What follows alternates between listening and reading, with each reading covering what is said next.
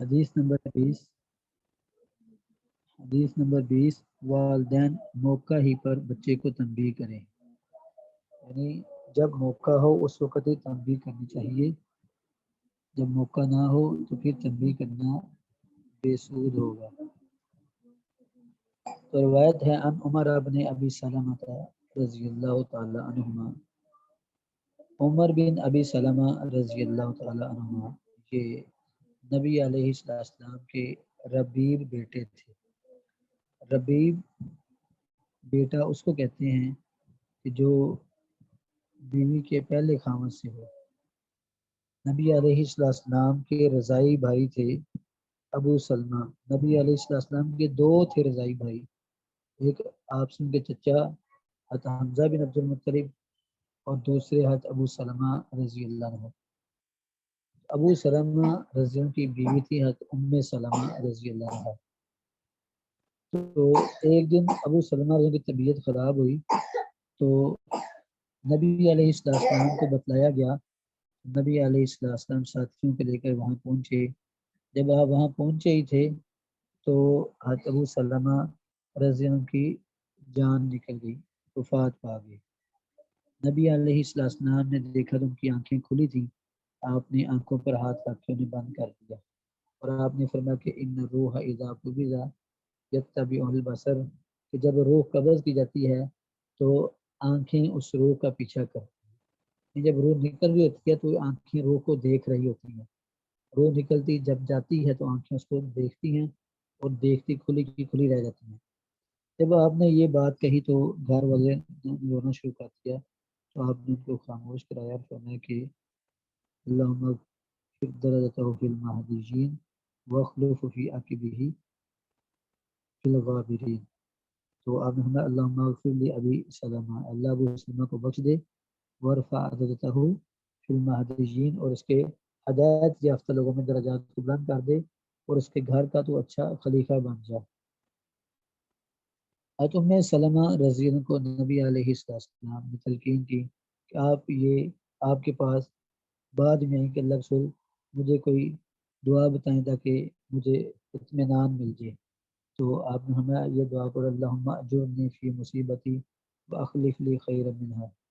تو یہ دعا آپ نے ان کو بتائی تو فرماتی میرے دل میں آیا کہ ابو سلمہ سے اچھا خاوند مجھے کہاں سے مل سکتا ہے۔ تو پھر کچھ دن گزرے کہ اللہ کے رسول نے انہیں نکاح کا پیغام بھیج دیا۔ تو حدیث میں آتا ہے کہ جب اللہ کے رسول نے ان کو نکاح کا پیغام بھیجا تو انہوں نے کہا کہ اللہ کے رسول میں آپ کے نکاح کے پیغام کو قبول تو کرتی لیکن میری 3 مجبوریاں ہیں۔ ایک تو یہ ہے کہ میں غیرت والی عورت ہوں، اپنے پہلے خاوند پر مجھے غیرت ہے، تو میں اپنے پہلے خاوند پر کسی اور سے نکاح نہیں کرنا چاہتا۔ دوسرا میں بچوں والی ہوں، اور دوسرا یہ کہ میں ڈرتی ہوں کہیں مجھ سے آپ کی نافرمانی نہ ہو جائے، آپ کی حق زوجیت میں مجھ سے کہیں مکمل طور پر آپ کی اطاعت نہ کی جا سکے تو پتہ ہے کہ اسے میں اپنی آخرت نہ خراب کر لوں۔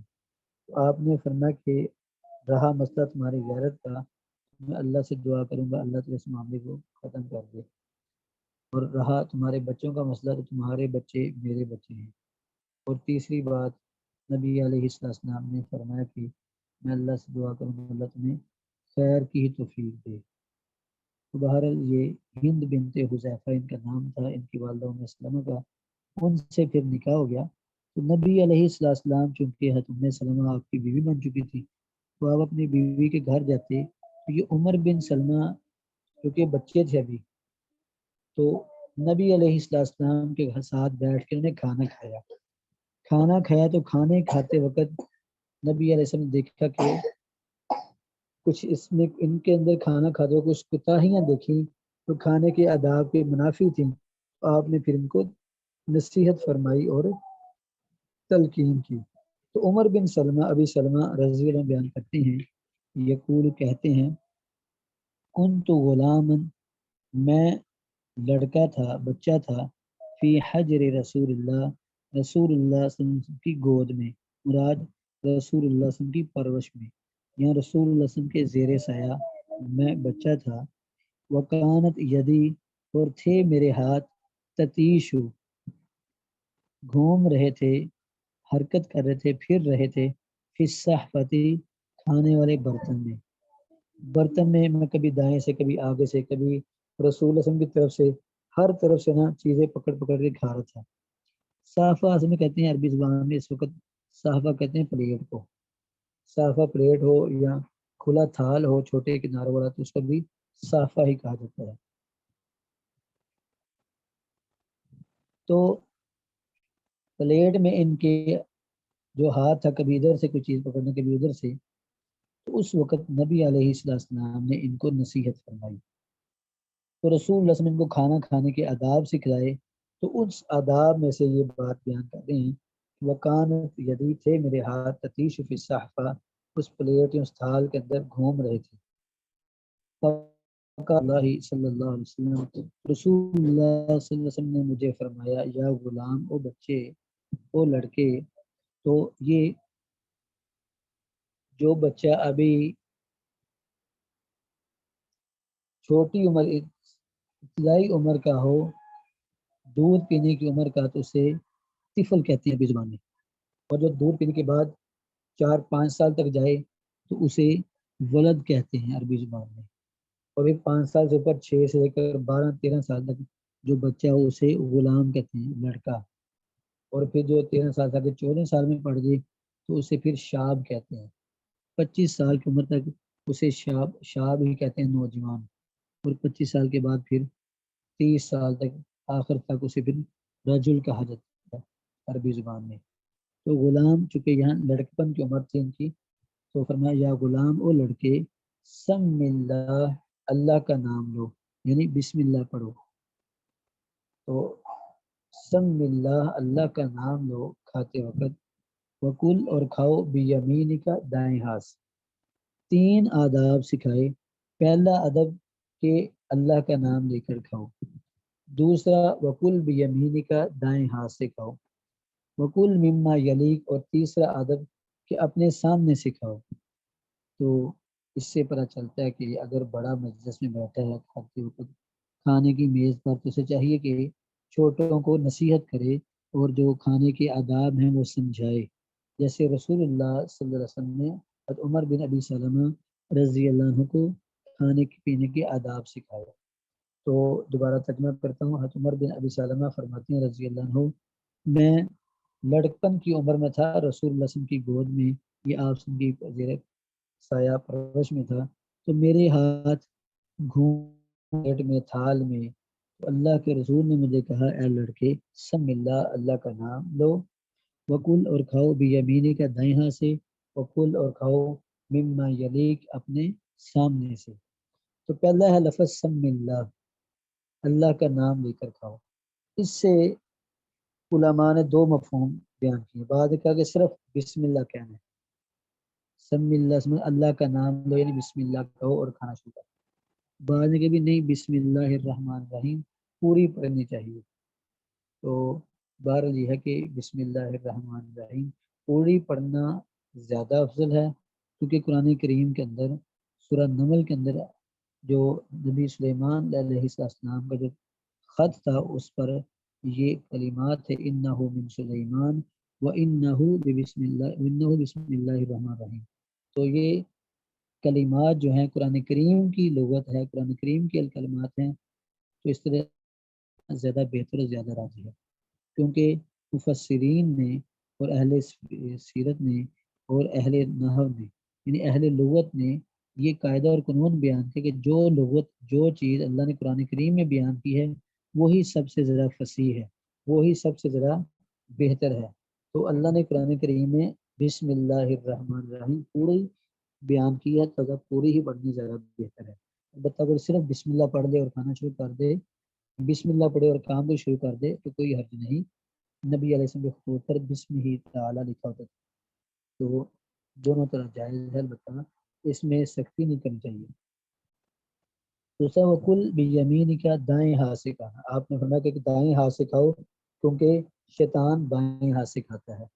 تو ایک تو یہ کہ پتہ چلا کہ دائیں ہاتھ سے مسلمان کھاتے ہیں اور بائیں ہاتھ سے شیطان اور اس کے پیروکار کھاتے ہیں. دوسری بات یہ تو جی بیان کی کہ دنیا کے اندر جب مسلمان دائیں ہاتھ سے کھائے گا، دائیں ہاتھ سے چیز پکڑائے گا، دائیں ہاتھ سے چیز پکڑے گا، تو جب دنیا کے اندر دایاں ہاتھ استعمال کرتا تھا تو انشاءاللہ جب قیامت میں اللہ کے دربار میں پہنچے گا اس کے نامہ اعمال اسے دائیں ہاتھ میں ہی دیے جائیں گے۔ تو یہ اس دائیں ہاتھ کو استعمال کرنے کی خیر برکت ہوگی۔ دوسرا یہ کہ اپنے دائیں ہاتھ سے کھانا، نبی علیہ السلام ایک مجلس میں کھانا کھا رہے تھے تو وہاں ایک آدمی بائیں ہاتھ سے کھا رہا تھا۔ آپ نے سنا کہ اللہ کے بندے دائیں ہاتھ سے کھاؤ۔ اس آدمی نے مجلس کے اندر اپنی بےعزتی محسوس کی، حالانکہ اللہ کے رسول کے سامنے تو بےعزتی کا تصور بھی نہیں ہونا چاہیے تھا، لیکن اس نے اپنی حد تک محسوس کی، اپنی انسلٹ محسوس کی کہ میری بےعزتی کی جا رہی ہے۔ تو اس نے آگے سے کہنے لگا کہ لا استطیع، میں دایاں ہاتھ اٹھانے کی طاقت نہیں رکھتا، میں دایاں ہاتھ سے کھا نہیں سکتا۔ آپ نے فرمایا اگر تم اپنی بات میں جھوٹے ہو تو اللہ تمہیں کبھی بھی دایاں ہاتھ اٹھانے کی توفیق نہیں دے۔